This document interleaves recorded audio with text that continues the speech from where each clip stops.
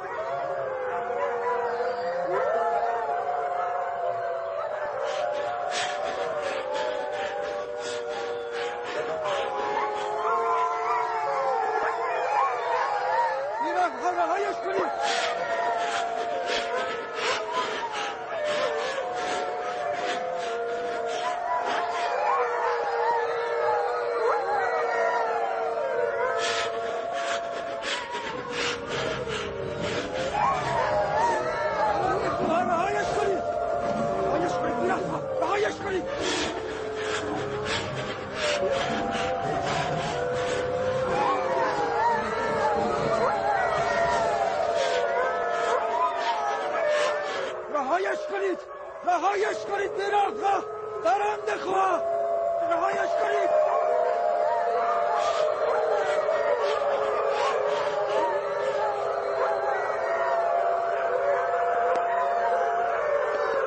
درنده خواه او را رها کنید رهایش کنید.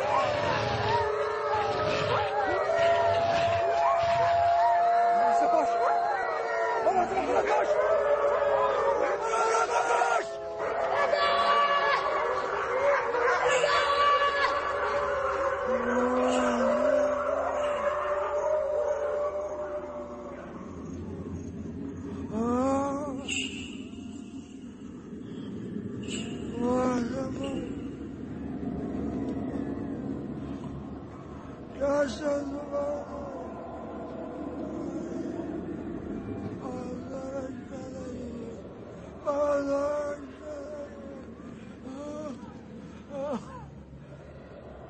جناب یعقوب بیدار شوید جناب یعقوب.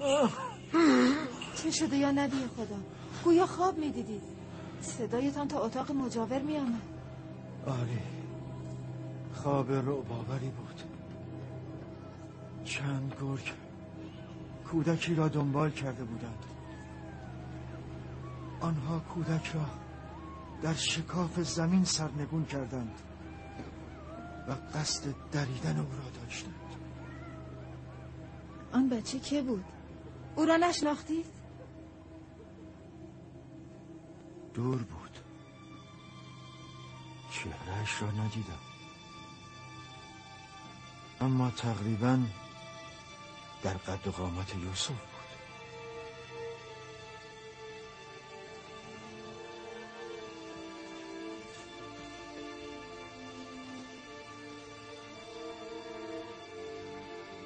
نبی خدا حتما تعبیر خواب را میدانند، وگرنه این همه نگران نمی شدند. بلا و مصیبتی در کمین خاندان یعقوب است.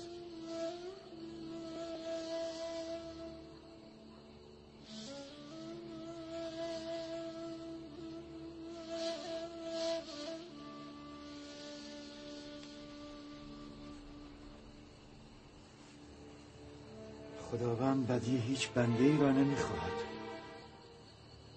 این بندگانند که با شیطان هم پیمان میشوند و بر سر راه یکدیگر دام میگسترند.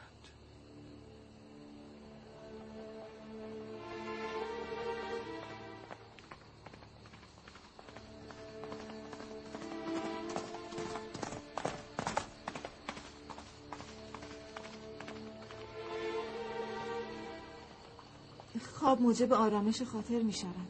قدری استراحت کنید.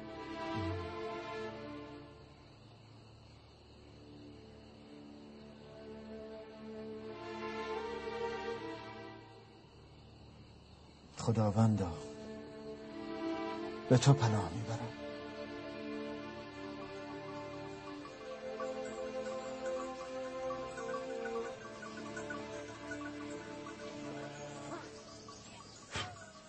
عجیب است. جاد، اشی، شما این همه سر و صدا را دیشب نشنیدی؟ نه، ما دیشب خواب بودیم، متوجه چیزی نشدیم. من یک لحظه بیدار شدم ولی چیزی نشنیدم. دیشب از سر و صدای پدرتان بیدار شدم. خواب میدید. بیدارش که کردم گفت در خواب 10 گرگ را دیده که به کودک هم قد و اندازه یوسف حمله کردند و او را در گودالی انداختند. نیمه شب بیدار شده بود و یوسف را نوازش میکرد و او را میبوسید. پدر اون کودک را نشناخته؟ میگفت چهرهش را ندیده، اما معلوم است که یوسف بوده، وگرنه بیدار که شد دست بر سرش نمیکشید و او را ناز و نوازش نمیکرد. اگر آن کودک یوسف بوده حتما آن گرگا هم ما برادران بوده ایم. خیلی خنده دار است که پدرتان شما را چون گرگ ببیند.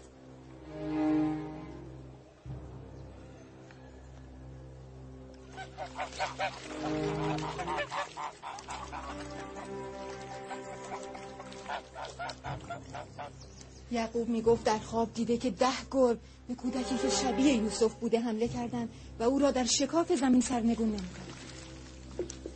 این که خواب بدی نیست. حالا چه شده بله؟ یعقوب فرزندان ما را چون گرگ دیده. تو این خواب را خوب میدانی؟ گرگ هایی که یوسف را میدارند گرگ های بدی نیستند. خود بچه ها باید کاری بکنند. خود بچه ها.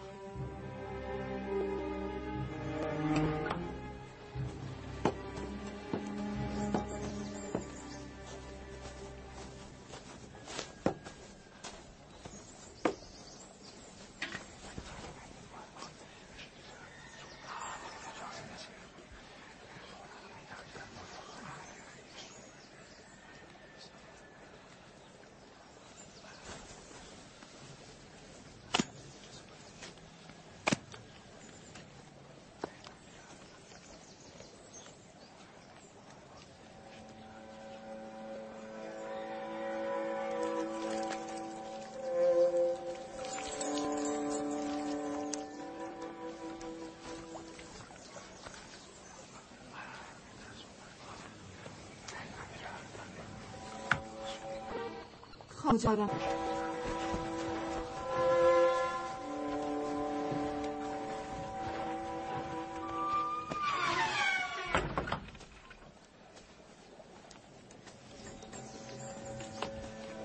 موضوع چیست؟ گمان میکنم که بدانم.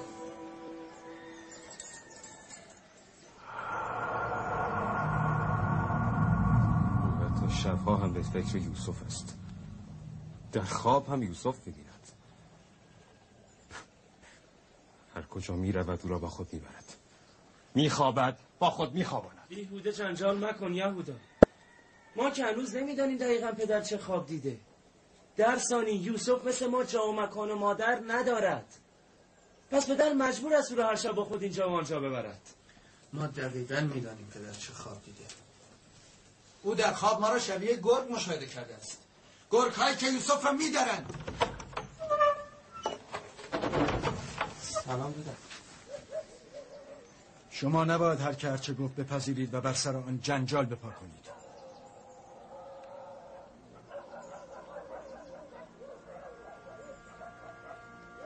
مادرم میگوید شما ما را در خواب به شکل گرگ دیده اید که به یوسف حمله کرده ایم و اینطور نیست. من فقط در خواب دیدم که چند گرگ به کودکی حمله می‌کردند. نه آن گرگ‌ها شبیه شما بودند و نه آن کودک شبیه یوسف. چون من اصلا چهره آن کودک را در خواب ندیدم. 10 گرگ معلوم است که ما 10 تاییم. من تعداد گرگ‌ها را در خواب شمارش نکردم. شما از کجا فهمیدید 10 گرگ بودند؟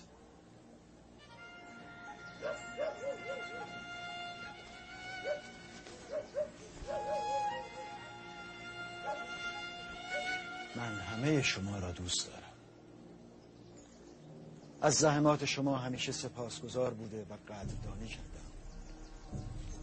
اما نمیتوانم یهودا را که اینک جوانی برومنده است همچون کودکی بر زانو نشانده و او را نوازش کنم. میتوانم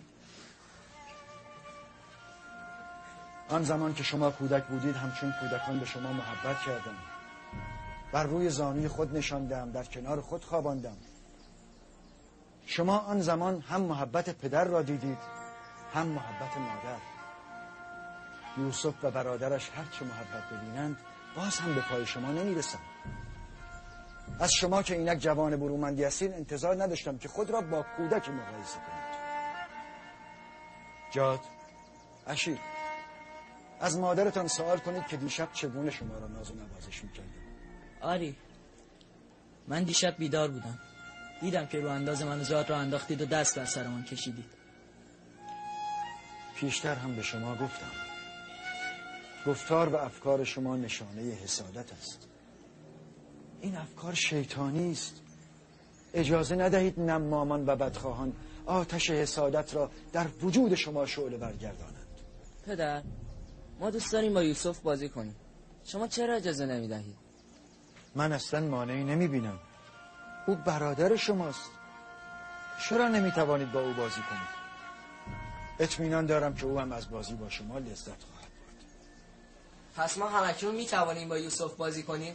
چرا معطلید؟ عجله کنید.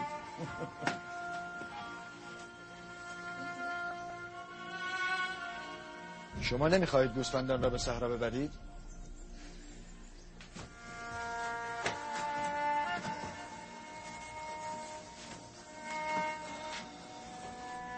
ما رو ببخشید پدر.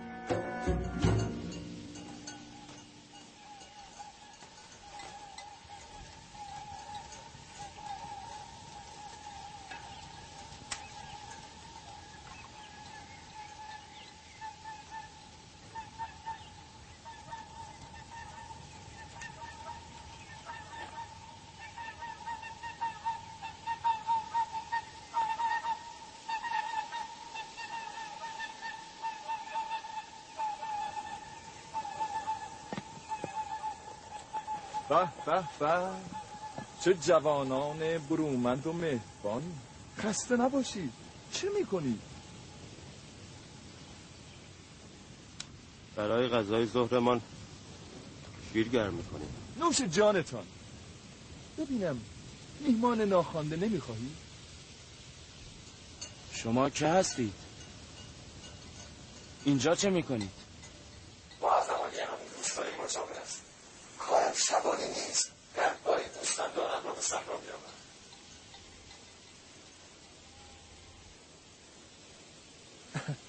شما رو چی شده؟ مثل اینکه از وجود من در اینجا خوشحال نیستید. باید باشیم؟ حق با شماست. دیدن یک غریبه اصلا خوشحال نمی کند. اما حقیقت این است که من به خاطر شما به این سو آمدم. دیدار شما به شدت موجب استعجاب من شد. شما ما را میشناسید؟ آری، همه اهالی اطراف فرزندان یعقوب پیامبر را میشناسند. پس چرا از دیدار ما تعجب کردی؟ چون دیشب شما را در خواب دیدم. باورتان میشود؟ دیشب شما را در خواب دیدم. امروز در بیداری. این عجیب نیست. دوست داریم بشنویم. برای من تعریف کن. راستش را بخواهید خواب عجیب و غریبی بود. از آن سر در نیاوردم. خواب دیدم شما 10 برادرید و کودکی را بر روی تختی روان حمل می‌کنید. گویی همه شما برده او و او ارباب شما بود. گاه می‌دیدم که همان کودک بر عرابه‌ای سوار است و شما 10 تن چون 10 اسب عرابه را هم می‌کردید. گاه می‌دیدم که او بر کرسی نشسته و شما 10 تن را به زنجیر کشیده است و شما برای اون شبانی و مزرعه داری می‌کنید.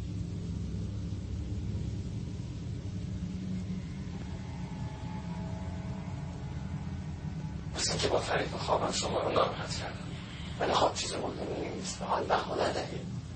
بهتر است برم.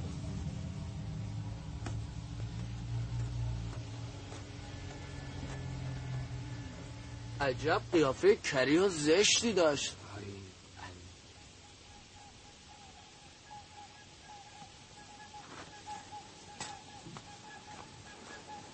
پس شبان کو؟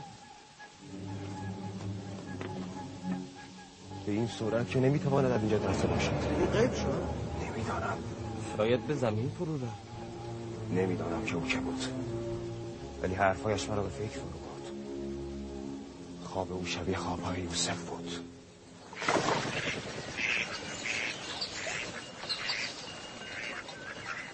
سلام پدر. سلام پدر. سلام عزیزانم. سلام پدر. سلام عزیزانم. سلام پدر. خسته نباشید. سلام پدر. خسته نباشید.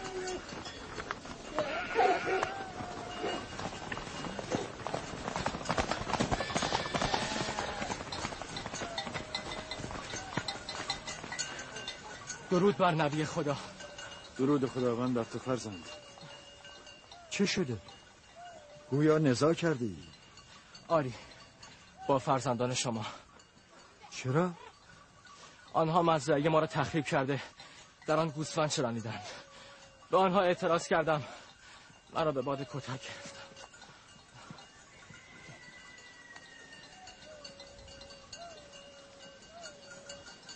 یهودا، شمعون، لاوی، بیایید.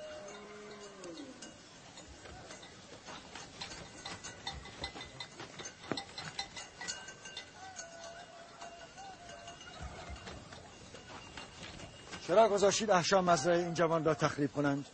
مانع گوسفندان که نمیتوان شد پدر. حالا مگر چه اتفاقی افتاده؟ چرا او را کتک زدید؟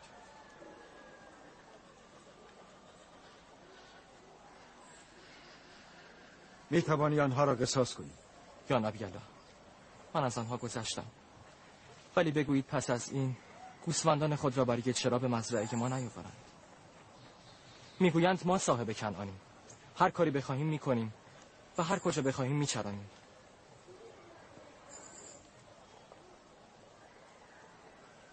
چه کسی این حق را به شما داده است که در مزرعه مردم گوسفند بچرانید؟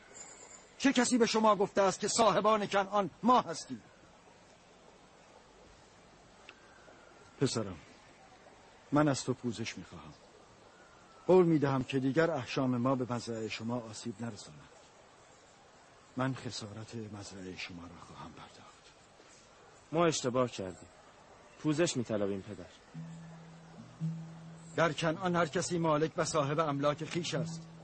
صاحبان اصلی کنعان فلسطینیان هستند، نه ما. پس ما اهل کجا هستیم پدر؟ پدر بزرگ من و جد شما ابراهیم خلیل الرحمن که مقبره او در مکفیله قرار دارد، از اهالی او در سومر و کلده در جنوب بین النهرین بود، یعنی نزدیک زادگاه شما پدان. پیش از اینان فلسطینیان در اینجا زندگی می‌کردند. اجداد این جوان که فلسطینی است صدها سال پیش از ما در کنعان زندگی می‌کردند. البته پس از 100 سال اکنون همه ما عبرانی و کنعانی اهالی کنعان محسوب می‌شویم. همه شما باید با یکدیگر دوست باشید.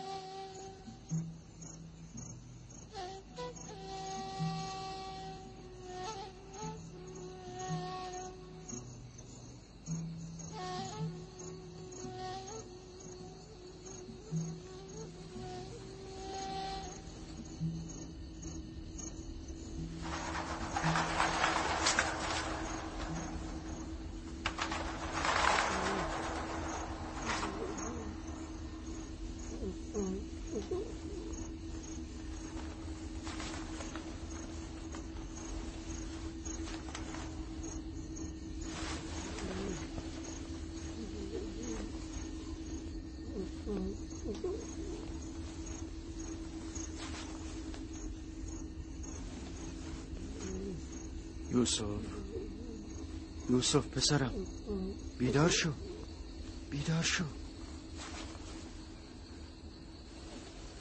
سلام پدر. سلام عزیز پدر. گویا خواب میدیدی نه؟ آری، خوابی عجیب. از آنها که گفتی برای کسی نگویم. حتی برای پدرت؟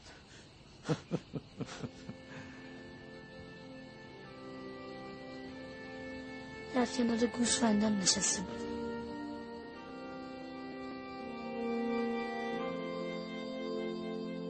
إذ قال يوسف لأبيه يا أبت إني رأيت 11 كوكبا والشمس والقمر رأيتهم لي ساجدين.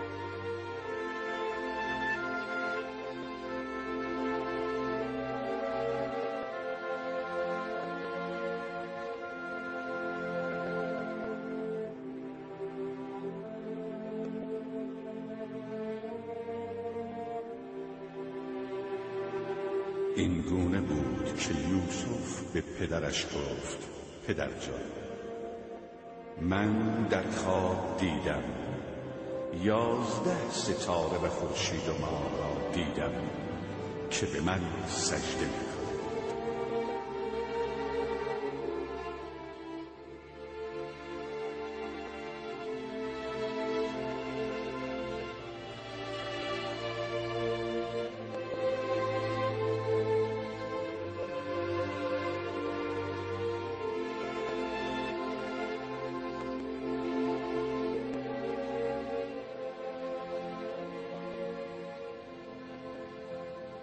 من به تماشای ستاره ها و ماه و خورشید بودم که بیدارم کردید.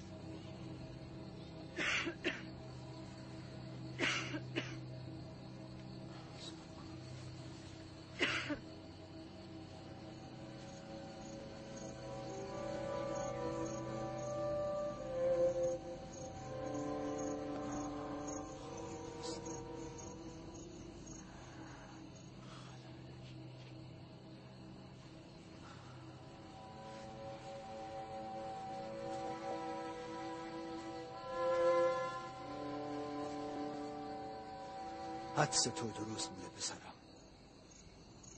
این خواب را برای احدی نباید بگویی، مخصوصاً برادرانت. نادانند و غرور جوانی آنها را به حسادت وامی دارد. به خواهر و نامادری‌هایت نیز نگو، آنها همه را با خبر خواهند کرد.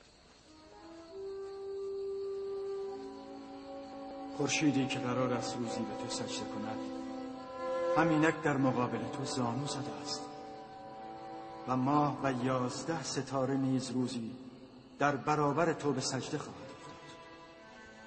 تو روزی بزرگ خواهی شد، هم به مقام مرتبت و هم به جایگاه معنویت. آن روز پدر و مادر به همه برادرانت در برابر تو سجده خواهند کرد، ولی تا آن روز از گفتن خوابت به شدت اعراض کن، مخصوصاً برای برادرانت. ممکن است به تو حسادت کنند و برایت دسیسه کنند. دسیسه؟ آنها از طرف برادرانم؟ فرزندان فرستاده خدا؟ از قدرت شیطان غافل نشو فرزند. شیطان برای انسانها دشمنی است آشکار و فریبشان میدهد، حتی اگر فرزندان انبیا باشند. خداوند تو را برای خود برگزیده است و علم تعبیر خواب را به تو ارزانی خواهد داشت و نعمتهایش را بر تو و خاندان یعقوب تمام خواهد کرد، همان گونه که بر پدرانت اسحاق و ابراهیم اتمام نعمت کرده و به آنان جایگاه امامت و ولایت عنایت فرموده.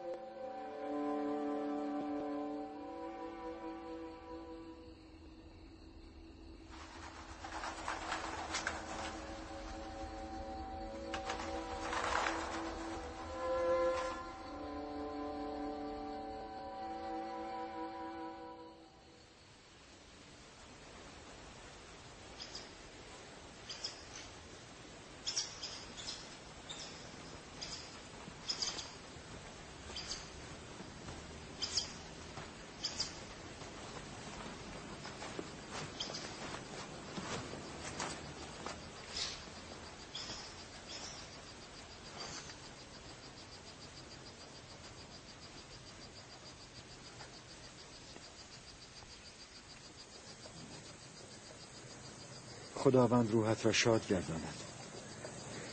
فرزندانت را آوردم، میبینی؟ هر دو سلامت و شاداب. مادر، امر طایفه نیست ما را ترک کرد.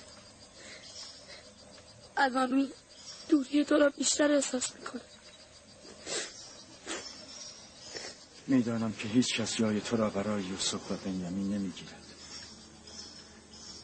اما من و لیا تمام برای خود را میکنیم که این دو غم بیمادری را کمتر احساس کنیم. پدر، خوابم را برای مادر تعریف کنم؟ مژده‌ای برایت دارم راهی. فرزندمان در آینده به مقام نبوت خواهد رسید. این را از خوابی که دیشب دیده بود فهمیدم. مادر، خاله لیا و پدر خیلی به من و یوسف محبت میکنن. نگران ما نباش. آسوده بخواب راهی، آسوده بخواب. نمیگذارم غم بیمادری فرزندمان را آزار دهد.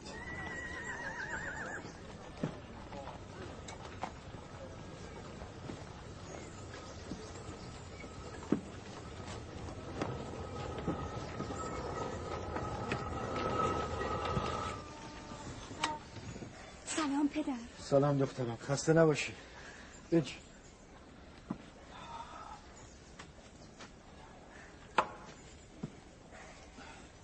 من برایت گندم بیاورم.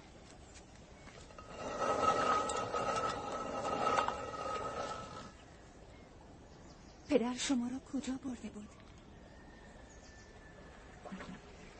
به زیارت مزار مادرم. راحیل رفته بودیم.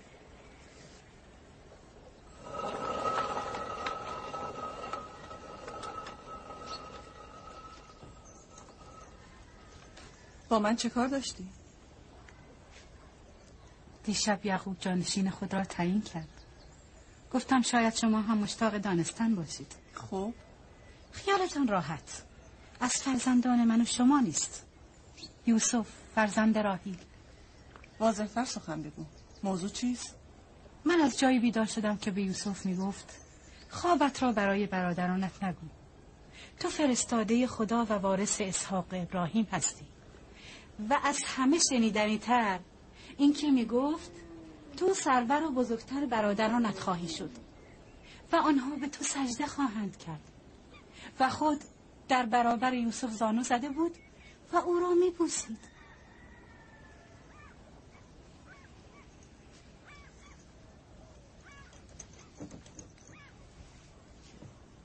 اگرچه دوست داشتم جانشین یعقوب از فرزندان من باشد، اما اگر نبی خدا این گونه میخواهد من نیز تسلیم هستم. یعنی تو میتوانی سروری یوسف بر فرزندانت را تحمل کنی؟ چاره ای نیست. اگر تصمیم یعقوب این است میپذیرم. شما هم بهتر است همین کار را بکنید. ولی من این مطلب را نمیتوانم. من هم گمان میکنم باید اطاعت کنیم. بانولیا حتما درست میگویند. ما باید از فرامین رسول خدا اطاعت کنیم. امیدوارم برادران یوسف این انتخاب را بپذیرند.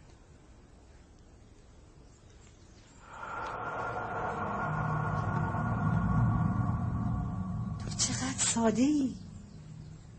همه چیز را که نباید به لیا گفت. بنشین، باید کاری کرد. با فرزندانمون صحبت کنیم.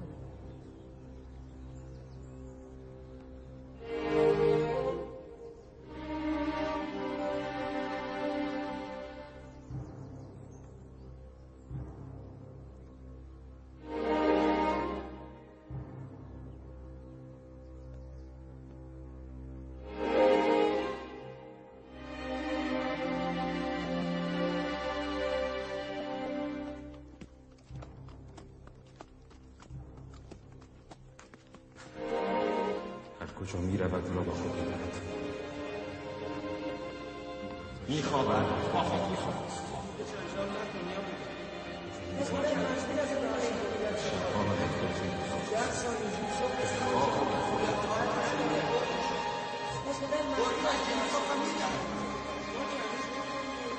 یوسف خواب دیده.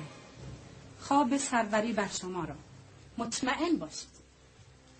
این که کاری نداره. از یوسف این پرسی. فکر میکنید اگر خواب دیده باشد میگوید؟ آری یوسف دروغگو نیست. اگر دیده باشد میگوید. برویم.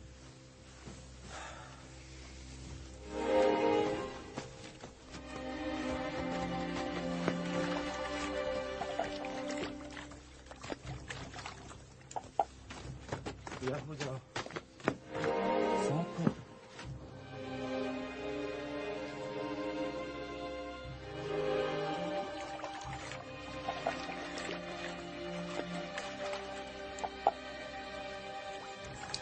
یوسف. بله برادر.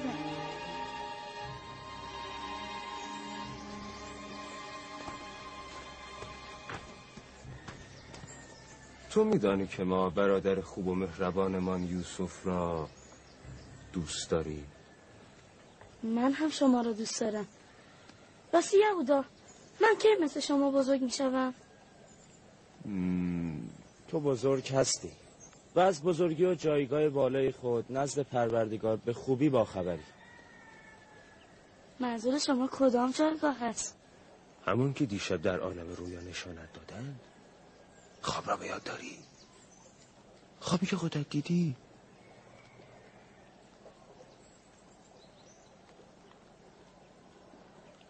ما وقتی فهمیدیم تو خوابی دیده ای که نشانگر رفعت درجه و مقام توست خیلی خوشحال شدیم. پدر به شما گفت که من خواب دیدم؟ آخر من به جز او به کسی نگفتم. نه پدر که نگفت، من خودم شنیدم. نیمه شب که به حیاط آمده بودم متوجه شدم که پدر به تو میگفت خواب خود را به کسی نگو. گفت که تو در آینده جایگاهی بالا خواهی یافت. خب خوابت را برای ما خواهی گفت؟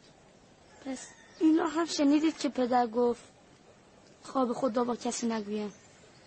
چه اشکالی دارد؟ برادران تو میخوان در شادی تو شریک شوند. میدانم که مرا دوست دارید و شاید گفتن خواب برای شما اشکالی نداشته باشد، اما از فرمان پدر نمیتوانم زرپیچی کنم. پدر خواهم گفت که تو قصد زدن یوسف را داشتی. بس کن دینه. یهودا که قصد زدن نداره، فقط از دست یوسف کمی خشمگین است.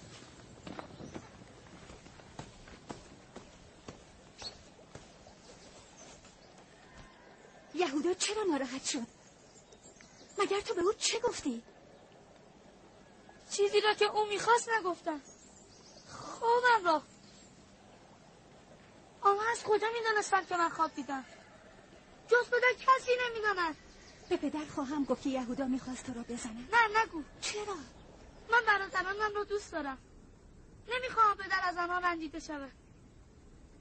راستی دینه، چرا یهودا مرا دوست ندارد؟ در حالی که پدر میگفت برادران باید یکدیگر را دوست بدارند و به هم دیگر احترام بگذارند. بله زلفا بیا این گندم آوردم. سلام پدر. سلام دخترم. سلام. خسته نباشی. بجی.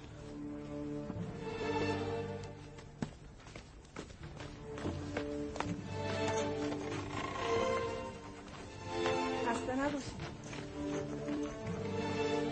بله دستاس را آماده کن که آرد برای خمیر نداریم. اولین گونی گندم امسال به زحمت کاهدانه را از یکدیگر جدا کردم.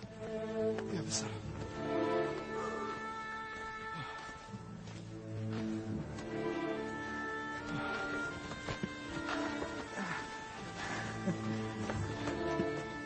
پدر، برادران همه میداند که من خواب دیدم. از کجا فهمیدند؟ نمیداند. آنها از خواب من پرسیدند. وقتی پاسخ نگفتم بر من پرخاش کردند.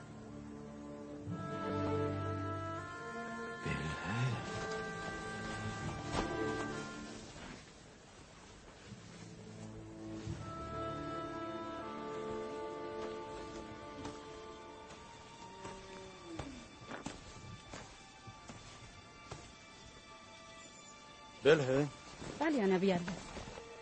تا کنون چندین بار شاهد نمامی ها و آتش افروزی های تو بودم، ولی سکوت کردم به این امید که دست برداری و خود را اصلاح کنی. اما ظاهرا مثل این که تو تصمیم گرفته ای تا برادران را به جان یکدیگر نینداخته ای آرام نگیری. من نمیدانم نبی خدا از چه سخن میگوید. من بیگناهم. من دیشب در جوار سرای تو بودم. یوسف آنجا خواب دید و همانجا برای من تعریف کرد. به غیر از من و یوسف احدی از این ماجرا با خبر نبوده.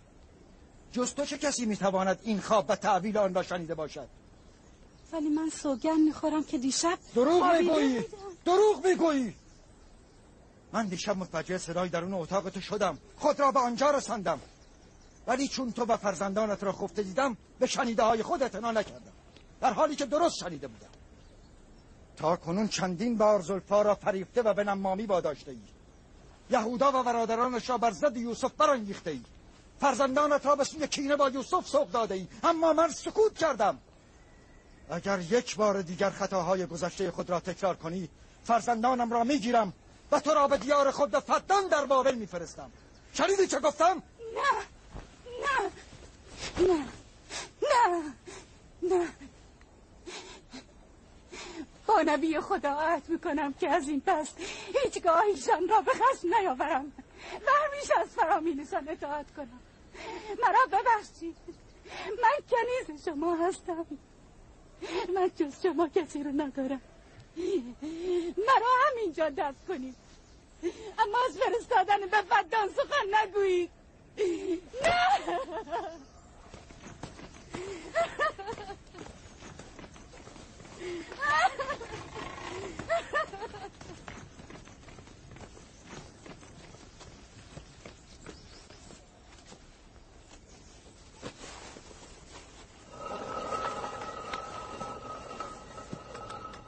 تردیدی نیست که خورشید پدرمان، ماه مادرمان و 11 ستاره هم که معلوم است.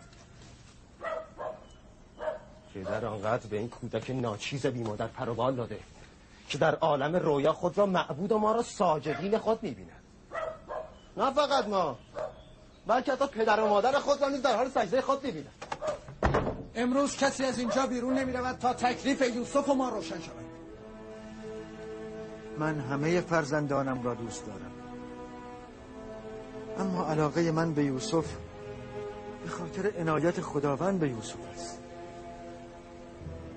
امیدوارم فرزندانم این علاقه را درک کنند و همیشه با یوسف بر سر مهر باشند و عداوت نکنند.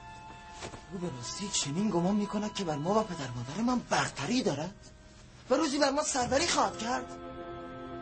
برای یوسف توهم پیش آمده. همه این خیال پردازی ها در نتیجه توجه زیاد پدر به او و محبت‌های بیش از حد مادر است. من نمیدانم چرا پدر یوسف را از همه ما بیشتر دوست می‌دارد. مگر من و شما از او چه کم داریم؟ تمام زحمات اداره امور خانواده به دوش ماست. جمع‌آوری محصول و کشتان به عهده ماست. شبانی گوسفندان و نجاتشان از دهان گرگ به عهده ماست. آب آذوقه و نگهداری گوسفندان، تمیزی آغل‌ها و جمع‌آوری فضولات آنها همه به عهده ماست. آن وقت همه مهر و محبت پدر و مادرمان و سابق‌ترین هم عنایت و توجه عمه فائقه همه برای یوسف است.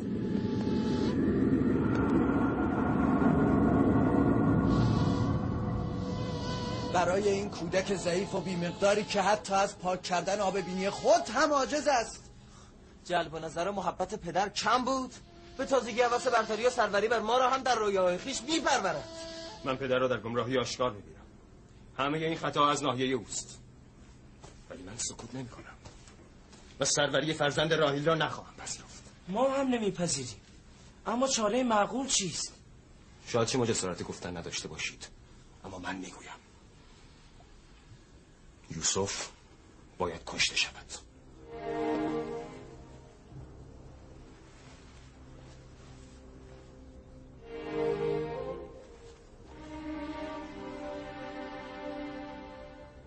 کلمات خطرناک است. این گونه راحت به زبان نیاورید. چرا نباید گفت؟ بدین ترتیب هم پدر را به خاطر تبعیض در رفتار مجازات کرده ایم، هم فرزند راحیل آرزوی سروری بر ما را به گور خواهد برد. اگرچه من جسارت یهودا را ندارم، ولی به نظر من هم تنها راه همین است. چگونه میتوان تحمل کرد؟ از زمانی که یوسف چشم جهان گشوده همین نظرها رو به سوی خود جلب کرده و همه محبت‌ها رو به خود اختصاص داده است. من که صبرم تمام شده. تا کی میتوان تحمل کرد و در برابر پدر مادرمان چیزی به اون نگفت؟ مراقب باشید. قتل برادر و نافرمانی پدر گناه عظیمی است که قطعاً عذاب جهنم را به دنبال خواهد داشت. من برای آن هم راه دارم. توبه. چند روزی که از کشتن یوسف گذشت از خداوند طلب بخشش میکنیم. خداوند هم که بزرگ ما گذشته است ما را خواهد بخشید. همان گونه که همه گناهکاران فکر میکنند. گناهی میکنیم، خطایی مرتکب میشویم و بعد توبه میکنیم. مگر جز این است؟ بعد از کشتن یوسف و جلب محبت پدر توبه کرده خود را اصلاح میکنیم. اگر خداوند توفیق توبه را از ما سلب کرد چه؟ همیشه امکان توبه برای خطاکار میسر نیست و اگر توفیق توبه نیابیم تا به ابد نفرین شده و ملعون خواهیم ماند و این در خاطر آیندگان باقی خواهد ماند که دست جمعی از پیامبرزادگان به خون برادرشان آغشته شد. من حرفای لاوی را قبول دارم، اما بیفاجده است. مگر اینکه لاوی راهی بهتر از یهودا برای حل مشکل یوسف ارائه کند. مخالفت ساز کردن و نقش پرهیزگاران را بازی کردن مشکل نیست. اگر میتوانی راهی ارائه کن. مگر مقصود ما جلب نظر و محبت پدر نیست؟